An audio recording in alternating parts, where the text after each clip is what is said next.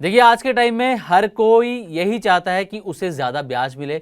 Bank के अंदर अगर आपने फिक्स डिपॉजिट करवा रखी है या फिर सेविंग्स अकाउंट भी है तो आपको ये लगेगा कि यार ज़्यादा ब्याज मिल जाए तो अच्छा रहेगा, लेकिन कहीं ज़्यादा ब्याज फंसा ना दे। क्योंकि हाल ही में एक ऐसा मामला देखने को मिला है जहां पर ज़्यादा ब्याज को लेकर आरबीआई ने पेनल्टी लगा दी है, और पेनल्टी भी छोटी मोटी नहीं है, एक ठीक ठाक अमाउंट की पेनल्टी लगाई गई है। और आपको बताएं कि आरबीआई की पहली बार कार्रवाई नहीं है, इससे पहले भी आरबीआई कई इस तरीके के बैंकों पर कार्रवाई कर चुका है। और किन किन नियमों की जो है वो अनदेखा किया गया, नियमों को, उसके तहत ये कार्रवाई हुई और आपके पैसे पर इसका क्या असर होने वाला है, इसके बारे में हम इस वीडियो के अंदर डिटेल में बातचीत करने वाले हैं। तो वीडियो को आखिर तक जरूर देखिएगा।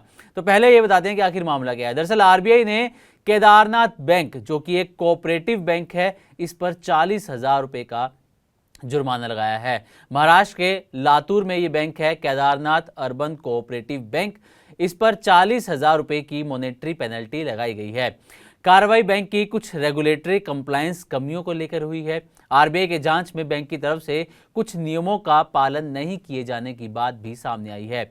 ये पेनल्टी बैंक के रेगुलेटरी कंप्लायंस को लेकर है, किसी ग्राहक के खाते में गड़बड़ी को लेकर नहीं है। अब बैंक लातूर में स्थित अर्बन कोऑपरेटिव बैंक है, जैसा कि हमने आपको यहाँ पर स्टार्टिंग में भी बताया था। तो किन गलतियों को लेकर जो है 40,000 की पेनल्टी लगाई गई है, और जो ब्याज की हम बात कर रहे हैं, ज़्यादा ब्याज देना किस तरीके से भारी पड़ा है, ये भी आपको आगे बताने वाले हैं। पहली गलती जो है वो केवाईसी से जुड़ी है। दरअसल आरबीआई की जांच में बैंक की तरफ से कुछ ग्राहकों के केवाईसी रिकॉर्ड्स को CKYCR यानी कि सेंट्रल केवाईसी रिकॉर्ड्स रजिस्ट्री पर तय समय में अपलोड ना करने की कमी यहां पर सामने आई। CKYCR जो है वो एक सेंट्रल रिपोजिटरी है जहां पर ग्राहकों के केवाईसी रिकॉर्ड्स सेफ रखे जाते हैं। इसका मकसद केवाईसी इंफॉर्मेशन को स्टैंडर्ड तरीके से मेंटेन करना और ज़रूरत पड़ने पर उसका इस्तेमाल आसान बनाना है। यानी कि मामला ग्राहकों के पैसे गायब होने का नहीं, बल्कि केवाईसी कंप्लायंस में कमी का है। आरबीआई ने इसी तरह की रेगुलेटरी डेफिशिएंसीज पर कार्रवाई की है। अब आते हैं जो हम ब्याज की बात कर रहे थे कि डिपॉजिट पर ज़्यादा ब्याज देने का मामला क्या है। तो जो दूसरी बड़ी कमी है वो सुपरवाइजरी एक्शन फ्रेमवर्क यानी कि SAF से जुड़े आरबीआई के निर्देशों के पालन को लेकर है। बैंक ने कुछ डिपॉजिट्स पर ऐसे इंटरेस्ट रेट दिए जो आरबीआई के SAF के तहत लागू निर्देशों के अनुरूप नहीं थे। कुछ डिपॉजिट पर ज़्यादा ब्याज दे दिया गया जो कि नियमों के तहत नहीं थे। तो बैंक पर कार्रवाई क्योंकि इसलिए हुई क्योंकि बैंक ने जो है वो तय नियमों से कहें कि ज़्यादा इंटरेस्ट दे दिया, या तय नियमों के तहत जो है ग्राहकों को वो इंटरेस्ट नहीं दिया। यानी कि बैंक ने डिपॉजिट इंटरेस्ट को लेकर आरबीआई की तरफ से लगाए गए रेगुलेटरी रेस्ट्रिक्शंस का पालन नहीं किया।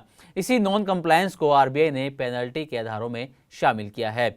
अब आरबीआई ने ये जांच किस तरीके से की। दरअसल आरबीआई ने बैंक की फाइनेंशियल पोजीशन 31 मार्च 2025 के बेस पर ये एक इंस्पेक्शन किया। इसके बाद बैंक को शो कॉज नोटिस दिया गया कि उसके खिलाफ पेनल्टी क्यों ना लगाई जाए।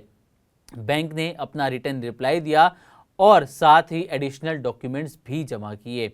अब इसके बाद पर्सनल हियरिंग का मौका भी दिया गया आरबीआई की तरफ से। आरबीआई ने बैंक के जवाब और जो रिकॉर्ड्स उपलब्ध करवाए गए थे उसे देखने के बाद रेगुलेटरी वायलेशंस को सब्सटेंशिएटेड माना और 40,000 पेनल्टी भी लगाई गई।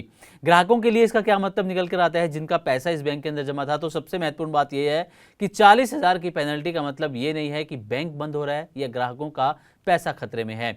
ये कार्रवाई मुख्य रूप से रेगुलेटरी कंप्लायंस की कमियों के लिए है। आरबीआई की ऐसी पेनल्टी सामान्य तौर पर बैंक और उसके ग्राहकों के बीच हुए ट्रांजैक्शंस या एग्रीमेंट्स की वैलिडिटी पर फैसला नहीं होती है। इसलिए सिर्फ इस पेनल्टी की खबर के आधार पर कस्टमर्स को घबराने या पैसा निकालने की जरूरत नहीं है।